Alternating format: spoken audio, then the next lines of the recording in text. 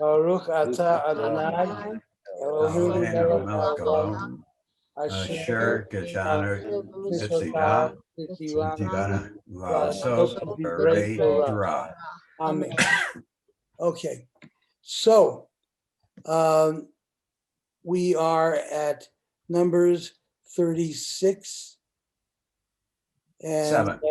Verse 7, right? Right. So let's read that till the end of the book, the end of the chapter. Who would like to read? Judy, why don't you go ahead? I think I read last Okay. week. All right.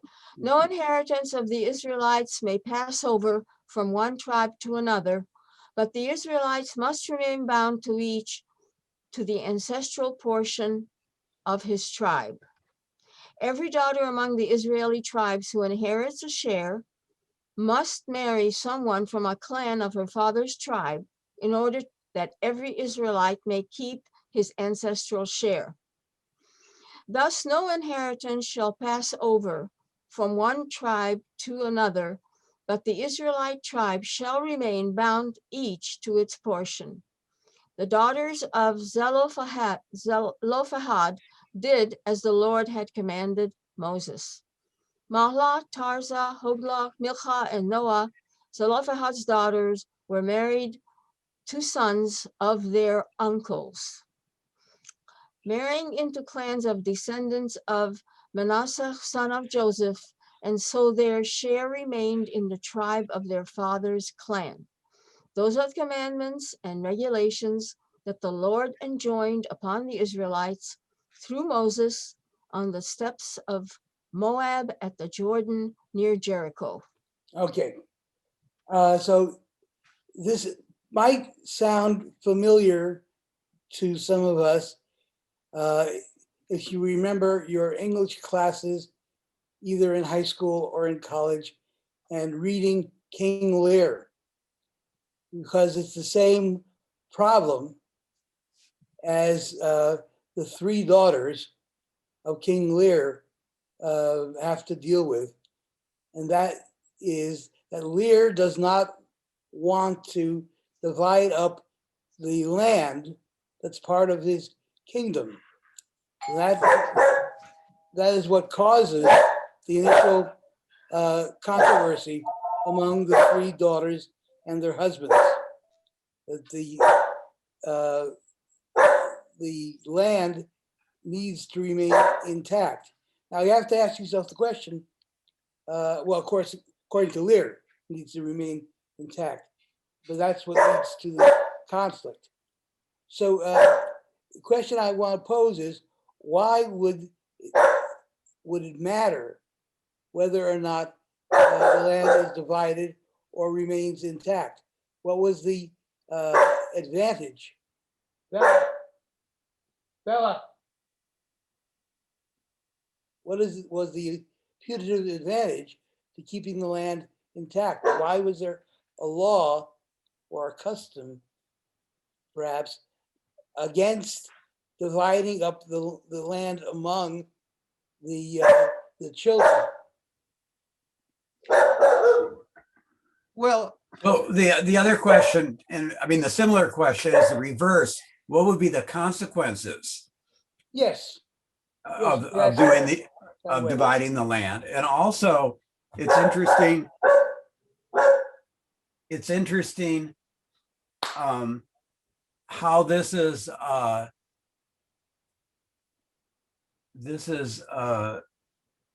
kind of connected with the idea of not intermarrying.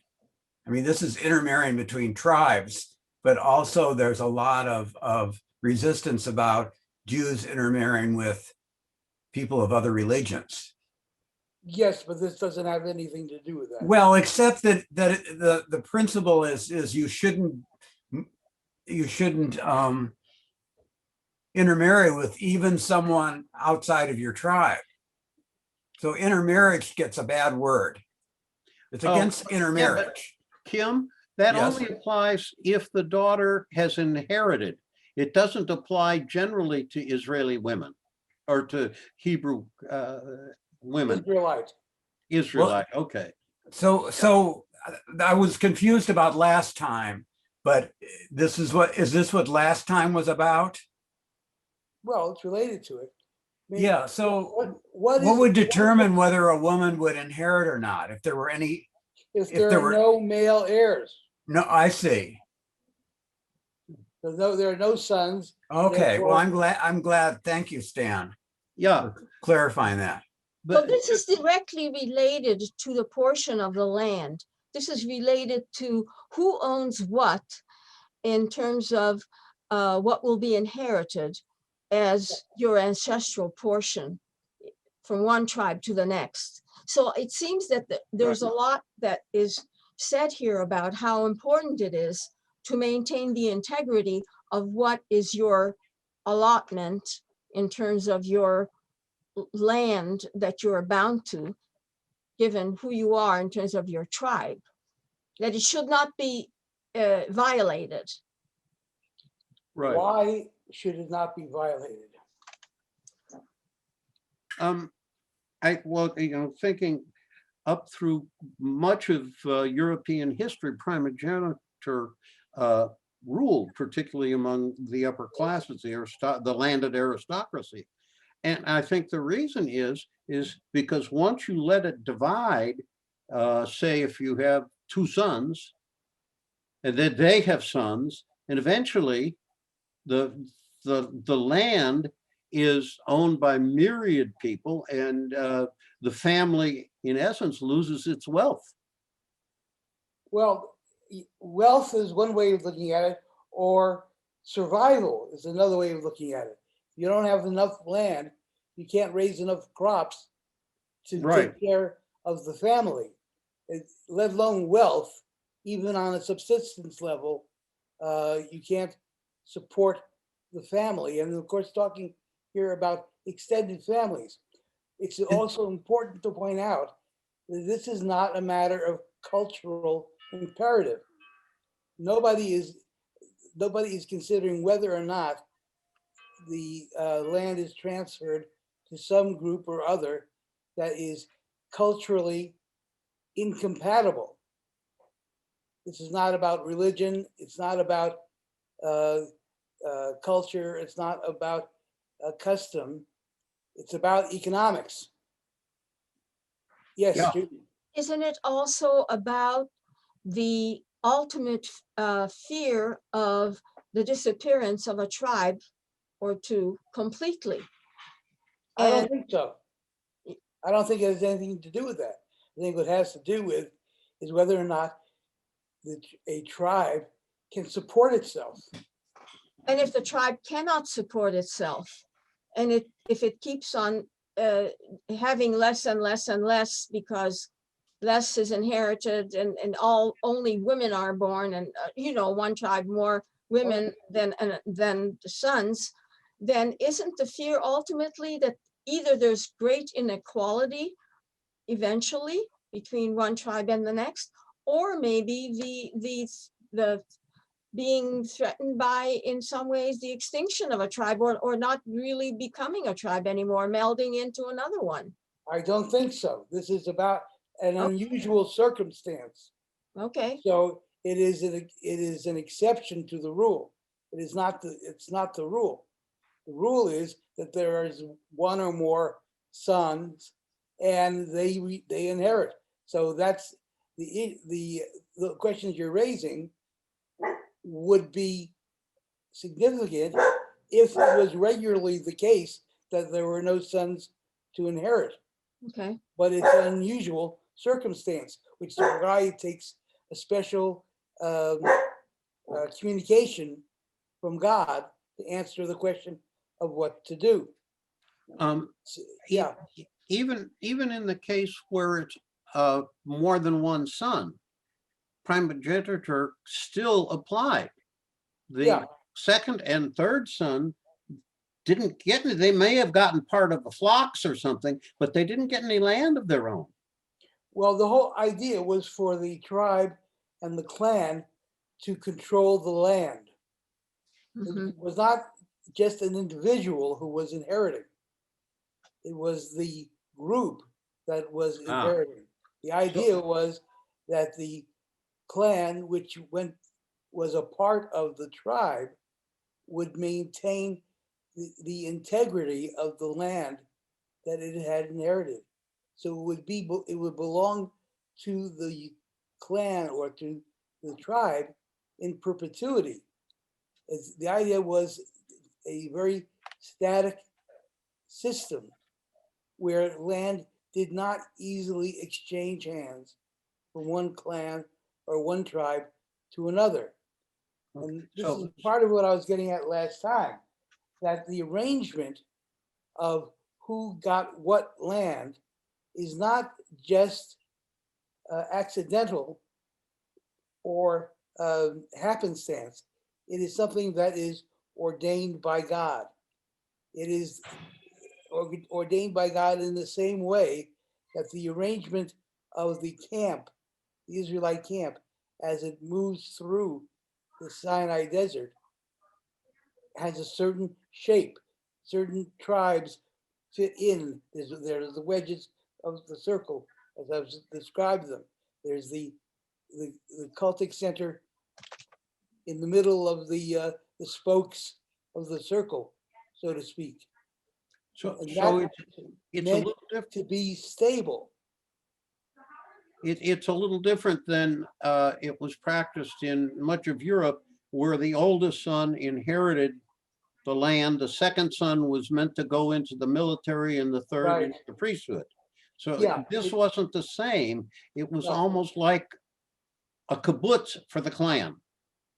Kind of. I mean, first of all, the idea that one of the sons would go into the clergy was not an option here.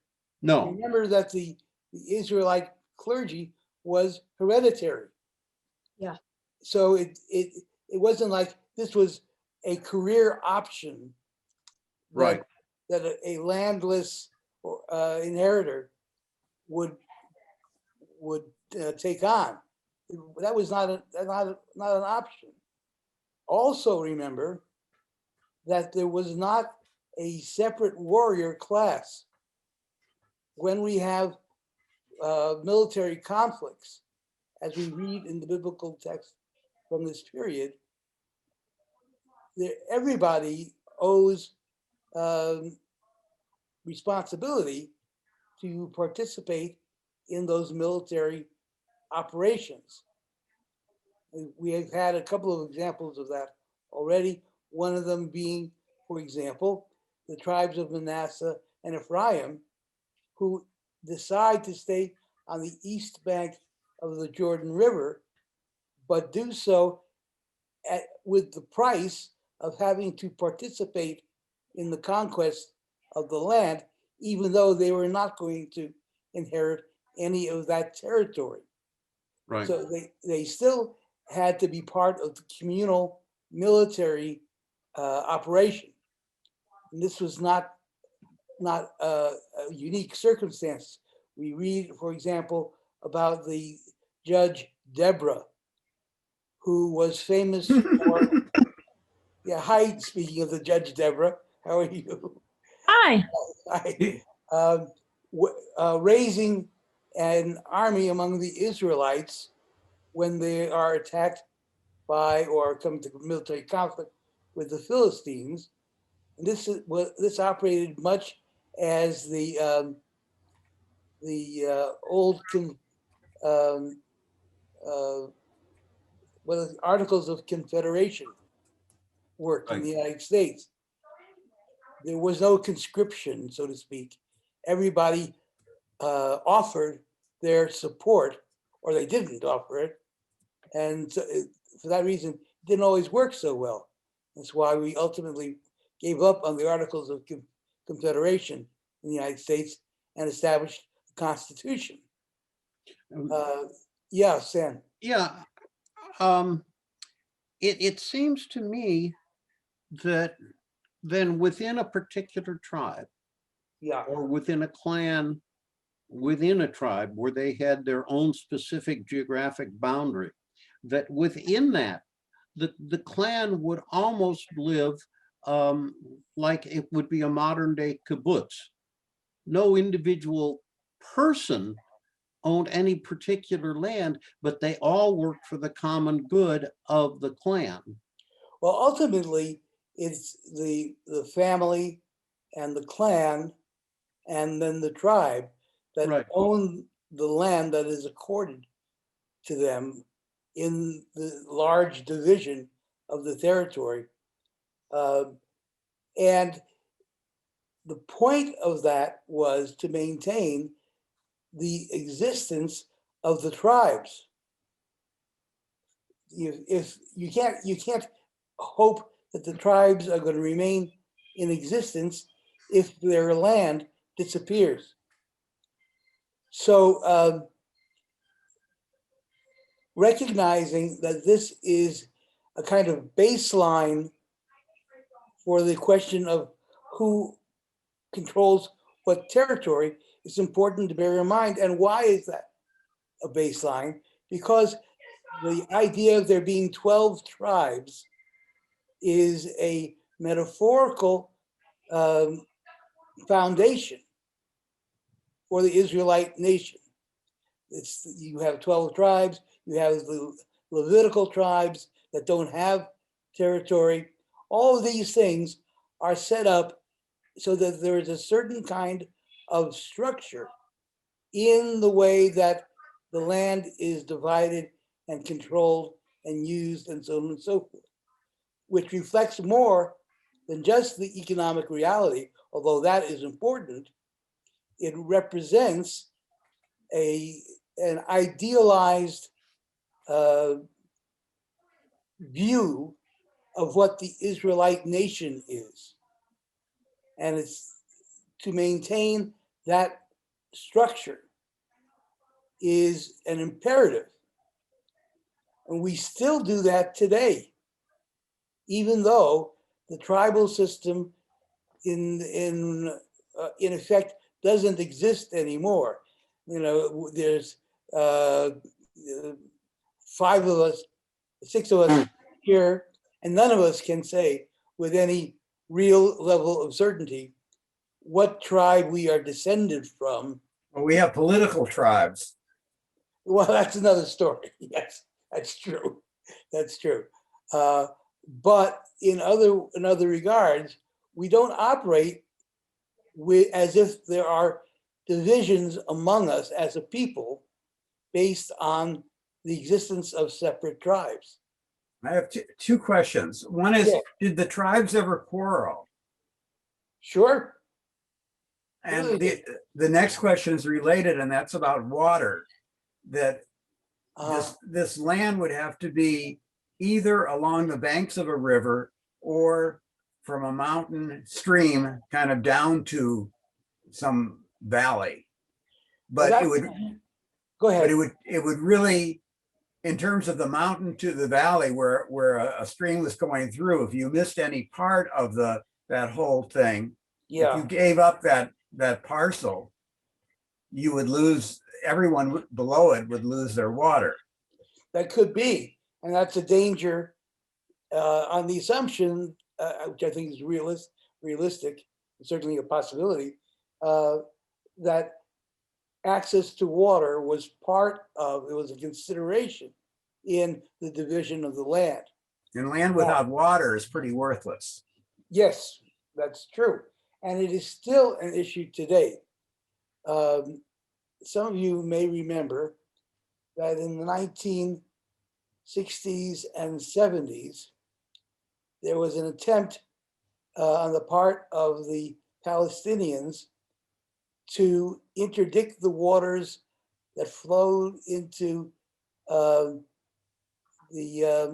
Sea of Galilee and ultimately into the Jordan River and down to the Red Sea by controlling with a dam the headwaters of the Jordan. And this caused some really serious conflict between the Israelis and the Palestinians. So much so that one of the reasons that the 1967 war was fought had to do with water as much as it had to do with anything else. The control of the Golan Heights was one way to try to interdict the flow of water into Israel, to starve it by not having enough water. So this was a problem in the ancient biblical days, but which remained a problem in the 20th century. I don't think today it is as much of a problem, but it is a security consideration when we talk about the integral quality of the land of Israel. So and it also it works on the other side, because the Palestinians depend upon the Israelis for their water. And there are conflicts along these lines as well, because the Palestinians have to pay for the service of getting water that the Israelis sell to them. And there has been trouble along these lines periodically through the years, with the Palestinians not paying for the water that they receive, and the Israelis making a deal out of that. And so the fighting about water is a constant through the centuries. And by the way, not to put too fine a point on it, but it is still a problem in the Middle East in general. It's not just a problem for the Israelis and the Palestinians. Access to water is a central issue in the Middle East. And as we are learning, it's becoming a central issue throughout the globe. There is there is not enough water, fresh water, in the world today, and it is a cause of much of the conflict in the world today. When you think about where there are trouble spots, there are many different trouble spots and different locations where there is conflict, but one set of trouble spots where there's conflict has to do with access to water rights. So, as the French say, the more things change, the more they stay the same. Yes, Dan. Question, wasn't Israel the first country in the area to do desalination of the Mediterranean? And does that not supplement the water sufficiently? It does supplement the water, but not sufficiently. One of the great technological advances of Israel is their development of desalination, but it is still a small portion of the water that they use, and it's very expensive still. So it doesn't solve the problem. Even if you were to change the scale of the desalination efforts, it would not solve the problem. It doesn't even solve the problem for the Israelis, let alone for others in the area. Having said that, it's a component of the solution, and it has value. The expense is a problem, though. If you think about the kind of farming that is done in many areas of the Near East or Middle East, there isn't a lot in the way of resources to pay for desalinated water. Sorry about that. And for that reason, it's a commodity that people struggle over. And there's all sorts of levels in which we see that. So, I mean, I don't have any great advice about this. I remember talking to David Eaton. Some of you may know David. He is a professor in the LBJ school.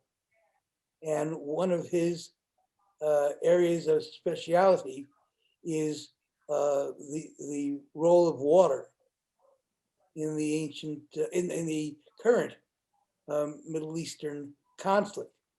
If you would really like to talk to somebody who knows a lot about this, David is the guy. And you know, maybe it would be a good idea to bring David in and talk about this issue, because it's much more salient, you should pardon the expression, than it might appear to be. I can imagine that if this wasn't the case, the other tribes would send men to court this woman to grab her for their purposes. I'm sorry, what woman? The daughter Oh, who daughter. had inherited. There's 5 of them, yeah. She would be like a very hot number. Well, maybe so. Dowry. I don't know. I hadn't thought about that angle. Leave it to you, Kim. To come up. Everyone would want her. Well, you know, I suppose that would be her dowry. But yeah, it could be. I mean, I think that, you know, just to mention as a sidelight, you know, we in the 21st century think about what are the factors that lead to our choice of a mate, and high on the list is love. But in human history, love has not always been such an important factor. Economical considerations, political considerations, and so forth have quite often trumped love or any other emotional consideration. Especially with arranged marriages. You know, witness the example of the Jane Austen need this. novels, which are Chemical. full of those considerations. Absolutely. You know, marrying Somebody gets for love married to versus this woman because she gets 10,000 pounds a year or Right. 50,000 pounds a year. Absolutely. Well, that Oh, okay. all right. That was the 18th and 19th century, but it still applies today. You know, the number of marriages that take place for economic reasons is much higher, I think, than we normally suspect that it is. Yeah. The Hollywood machine, you know, presents the notion of love being the overall trump when it comes to marriage. But I'm relatively sure that it is not nearly as powerful as we would like to think that it is. Not that it isn't a consideration, I think it is, but I don't think that it so clearly takes precedence over other things like financial wealth or community status or things of that nature that are much more down to earth. Yeah, Stan. I was just going to say, look at the controversy over Prince Harry and his wife when he proposed to marry a mixed race divorcee. And so, you know, at least for the British monarchy, that was a problem for some of them. Well, I would say probably the British monarchy is a special case. All right. But even so, it certainly is much more commonly encountered as a problem than we might think, and as popular culture presents. Mm-hmm. You know, which is kind of an interesting thing. Now, you know, from a Jewish background, this is all pretty new to us. because it wasn't all that long ago that the vast majority of marriages among Jews were arranged marriages. Yeah. And it's still true in the Orthodox world. And there were many of these considerations that were part of it. Part of it was monetary, Mm-hmm. but part of it was cultural. Mm-hmm. If you had a son who was a Torah scholar, Mm. that rated very high, even though it didn't have any economic repercussions. In fact, just the opposite. It was a drain on the family's economy, but it was high enough status that a daughter whose father was looking for some sort of dowry would take a son-in-law on who may not bring a lot of money into the family, but brought the status of being a Torah scholar and the respect and the standing that came along with that. So there are differences from one culture to another, and this is not so far away for us as Jews. It still goes on especially in the Orthodox community, but not just in the Orthodox community. I'll give you an example. I have a number of friends among the Reform rabbis who are second or third generation Reform rabbis, and it's not like it was a maker or breaker of getting married, but it was a consideration. And so was related to this particular eminent Reform rabbi or what have you. I happen to come from a family where there are no rabbis of any sort. But it does pop up as a concern even in liberal Jewish circles. So I'm not going to go into that in any great detail. So, yeah. Yeah, I was going to go back to part of the earlier discussion when we talked about desalinization. Yeah. I read an article in the New York Times. It may have even been in an opinion page that, of course, date trees are common throughout the Mediterranean. Did you say date trees? Dates, Yeah. Okay. Yeah. And there is apparently an insect that is very destructive. And the spraying an entire orchard with the requisite chemical causes great health problems. And a couple of Israeli men in their own garage discovered a way that they could figure out which trees were infected so that only the trees that were infected could be treated. And now with Israel having relations with the Emirates and Abu Dhabi and several other countries, they are sharing that technology with them. And it's really working very, very well because they only have to spray the infected tribes. I am assuming that Israel and country like I think you mean the infected trees. Huh? You mean the infected trees? Yeah, the infected, infested, tribes. right? Yeah. And I would imagine that back to the desalinization, a country like the Emirates, which is quite wealthy, that Israel would be more than willing to share the technology for desalinization as well.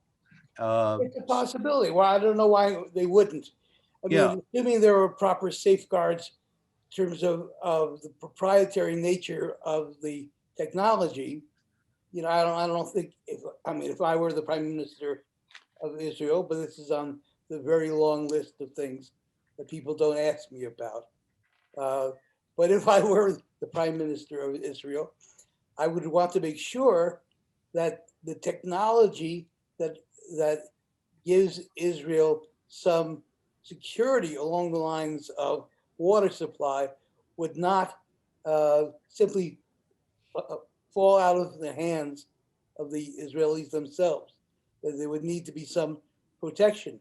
And this is a huge problem in the world today. The question of how to use and how to protect proprietary and technological rights that even the United States has to worry about in terms of technological advances and commercial relationships and so on and so forth. One of the things Particularly vis-a-vis China.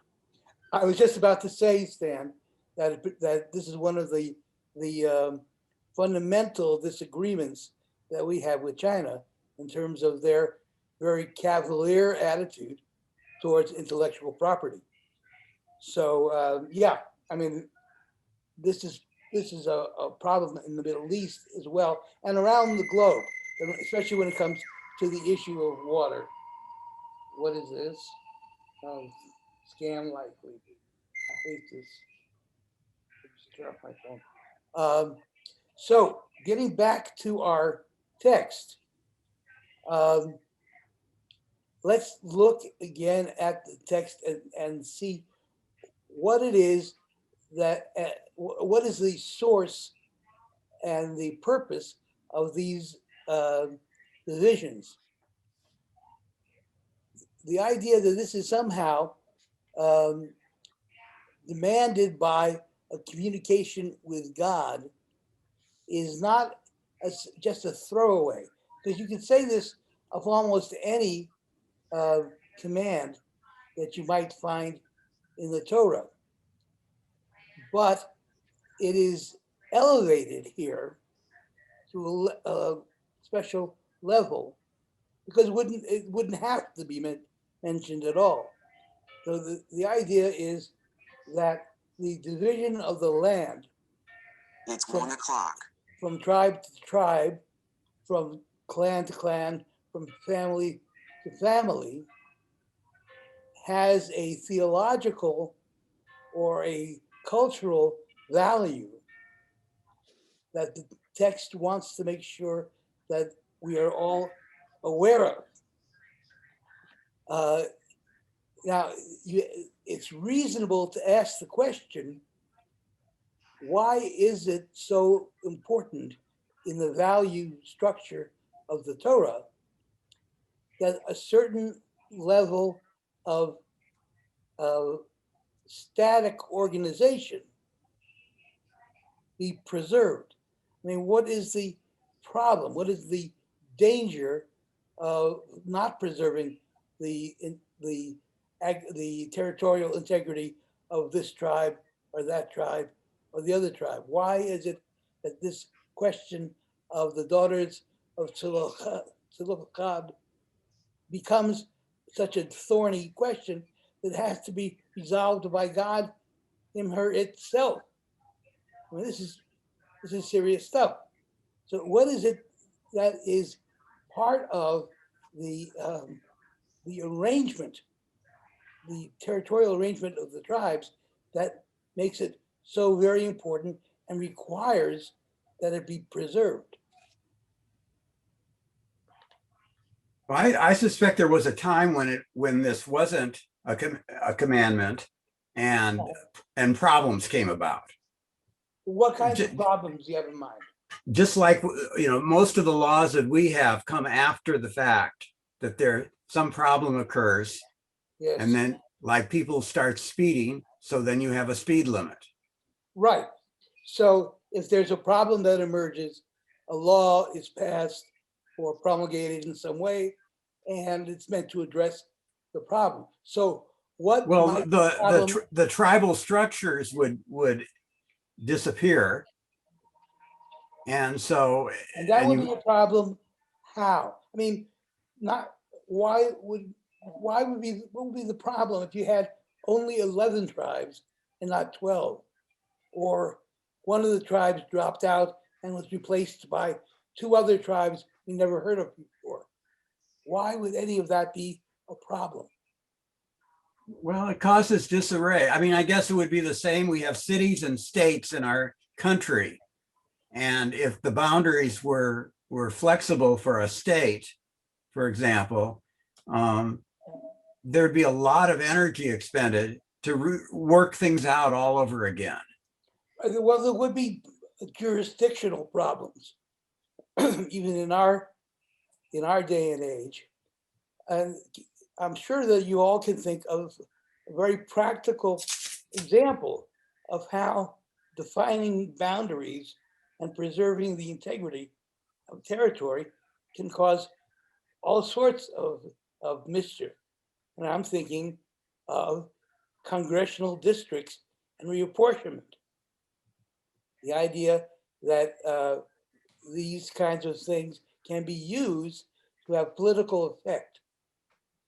There's a theory that people make the best decisions when they're closer to home, like about their own money versus someone else's money or their own state. Like with the vaccine, we have for 1B, we have different ages in different states that qualify. That wasn't such a good idea. Well, I mean, there's probably pros and cons. You know, we don't. Maybe so. Yeah, the question of whether or not the apportionment of the vaccine is fair or not fair, or distributed properly or not distributed properly, is an example of this. I would agree. I was thinking, especially in terms of political effect or cultural effect, the gerrymandering of territory, which distorts the political system in a whole variety of ways, not the least of which is the apportionment of resources and political power. So one of my best friends here in Austin is Lloyd Dockett, who I'm sure many of you know personally or know of. And there have been efforts for the last decade or more to basically legislate out of existence the congressional district that he has represented, because it was of great value to the Republicans to get rid of Lloyd in the House of Representatives. They have been totally unsuccessful in doing that, but not because they haven't tried. They certainly have. If you look at Lloyd's district now, but you notice that it's basically the service roads on either side of I-35. That's what they've reduced it to. And every 2 years, he has to recalibrate how to raise money and how to conduct a campaign, because his district has been changed so radically. They've been as yet unsuccessful at getting rid of him, which I'm very thankful for. I happen to think he's a good congressman and he's a friend, but not for lack of trying. And he's not the only example, of course. There are many other examples. He's just, I think, the worst example. Rabbi? I'm sorry? Rabbi, it's Debbie. Yeah. So this reminds me of something that I actually see written about often in the newspaper, in magazines and self-help columns, all this kind of thing, where somebody will write in and say something like, you know, my parents had whatever, an estate, or had a huge home, or whatever it is, something considered a value. Right. And they left it to myself and my 2 siblings. But one of my siblings has passed away since then. My parents just died. Do we have to include the deceased siblings' children in the settlement of this estate? So this question gets asked all the time. It's always in the newspapers. And it's interesting because it reminds me of this. It's sort of like it comes down to kind of a power differential. Mhm. You know, that if you haven't declared that the inheritance, if you will remain with the clan, then there's a jockeying to try to usurp the power from another clan, so to speak. I recognize this. I've seen this many times myself. And I'll tell you a little sidelight from a rabbi's point of view. The more the smaller the family is, and the smaller the inheritance is, the more contentious the fight over it is. I have seen this so many times. You know, when people when there's a lot of resources, people they're a little bit less testy about it.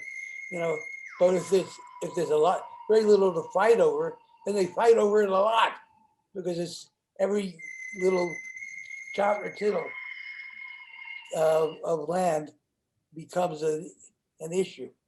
So yeah, I agree with you, Debbie. And so there's no easy way out of it. This is why I pointed at the beginning to King Lear, because that play in particular, which many people think, and I agree with them, is Shakespeare's best play, or certainly one of his best plays, centers around this issue of how to divide the kingdom that Lear has been ruling, and the infighting among the daughters and their husbands for control of the kingdom. The interplay between the economic and territorial aspects of being a part of this family and the role of more tender emotions, if I can put it that way, in the relationship among the different siblings. The interplay is interesting because you're not really allowed to say that a family is about possessions and who inherits what and so forth. There's a kind of conspiracy that is not really what it's supposed to be governing familial relations. But the truth is that we all know that it is quite often the case what controls the relationship.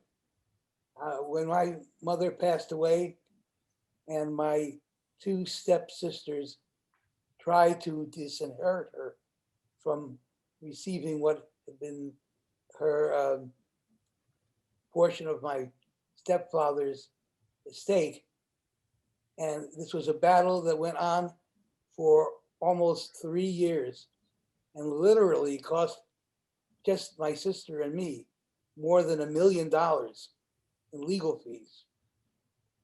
And these are, I can get along with most people in the world, even people who aren't so nice. But these are two people,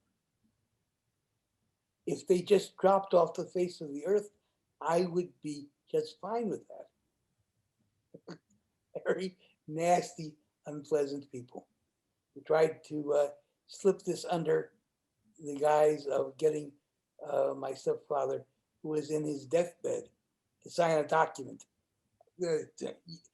I'm telling you, when it comes to wealth and territory and inheritances and so on and so forth, maybe you guys have been lucky, but I'm here to tell you that it isn't always so. So, all right, be that as it may, we've reached the end of our time for today. That's not a great note to end on. So, But the end of our book too.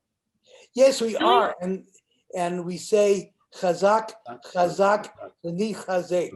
Be strong, and be strengthened. That is what we wish when we finish a book of Torah.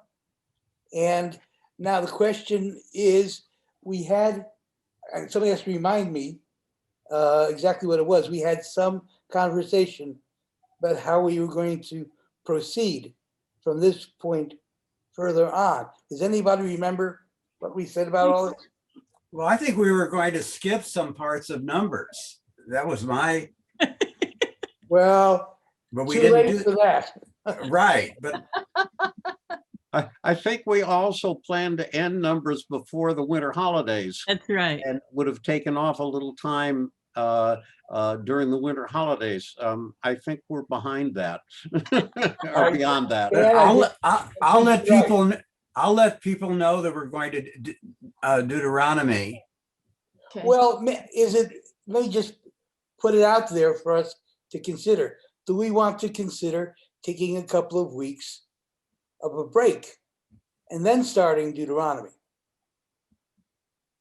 Like the 1st of March or something, or whatever the, Well, we're now almost at the end of February. So yeah, 1st of March, maybe. yeah, so that would be the meeting then would be, let's see, the 4th of March would be the first March Thursday. I mean, I'm happy to do it every week. It's fine with me. But on the other hand, maybe people need a little bit of a rest, or a little bit of a change.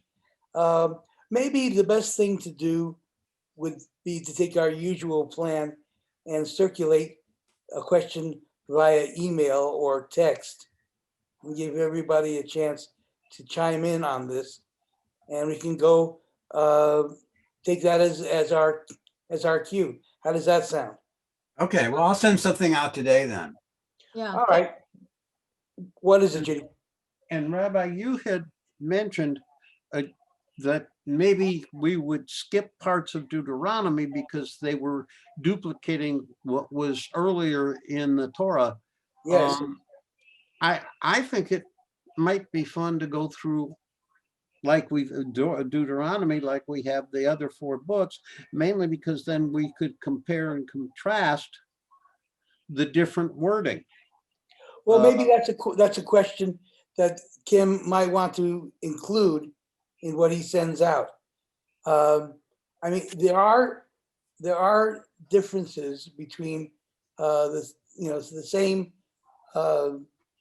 sections or parallel sections in Numbers and in Deuteronomy, and it is interesting to look at those differences, but I'm not sure that that's the most compelling thing for us to discuss. On the other hand, I certainly am open to it. I think what I'm trying to get at here, as it's becoming clearer to me, is I have a preference, and it may not be based on any reality, who knows, to concentrate on those sections of Deuteronomy that are going to give us new material to talk about. Not that there isn't a virtue in comparing parallel sections, there is. But I'm not sure that that is the most interesting approach for most of us. So I think if you all would be willing to give some consideration to this question and to come back with, after maybe 2 weeks to the beginning of March, with some idea about what you all think would be the most interesting approach to take, we have an opportunity here to make a determination. So does that sound reasonable to people, or what? Well, just to clarify, Rabbi, you just said something that was a little misleading to me. You said Oh. when we come back in 2 or 3 weeks, and I thought that we were still unclear that we might in fact come back next week. Oh, yes, you're right. I guess I'm kind of assuming taking a break is what most of us are going to want to do, but maybe that's not true. So, we'll put it in a more open way for people, for whoever wants to. Well, whether we take a break or we don't, how do we want to study the text? But I think taking a break or not is a question that ought to be considered in and of itself. Yeah, the other thing is you might want to consider having our break during spring break. If Sure. people, I don't think any of us have young children, but Not anymore. you know, maybe we will have grandparent duties when the kids aren't in school and we have to watch the grandchildren or something like My that. grandchildren are in Portland, Oregon. And if I have any Okay. more grandchildren, they will be in Philadelphia. Oh, So I'm not looking forward to grandparent duty of that sort. But maybe others of you are. So Kim, if you can put together an email to everybody, sort of along these lines, that shall we consider continuing with or without a break? And if we, whether we continue with a break or without a break, do we want to concentrate on those parts of Deuteronomy which reflect new material, or do we also want to consider spending time on the parallel sections to stuff we have already considered? So does that sound about right to everybody? yeah. Just a suggestion, Kerry, you might want to Sure. send the draft to Rabbi first to make sure you've incorporated what he's intending before you Okay, send I'll it be out. to glad the to rest of us. read it. I just want to make sure we get it out in a timely Yeah. way. Yeah, And I think I'm kind of willing to rely on Kim to do it Okay. properly. But if you all think I should look at it before it goes out, I will be glad to do that. Stan, I'll tell you what, I'll send it to you. all right. There you go. That's what you call getting exactly what you deserve for opening your Thank mouth. you. I'm gonna learn to keep my mouth shut. See, and I would say that's because Kim is a really great second hand. So he immediately kept us moving forward. He didn't get us bottlenecked. No, that's true. That's true. That's a very good point. We all have to thank Kim for that. Oh, yeah. All right, everybody. Have a good So we'll see how this goes and we'll talk. Okay. Be All well, right. everybody. Well, everybody, stay safe. Yes. Yes, Bye-bye. Bye. bye-bye. Bye-bye.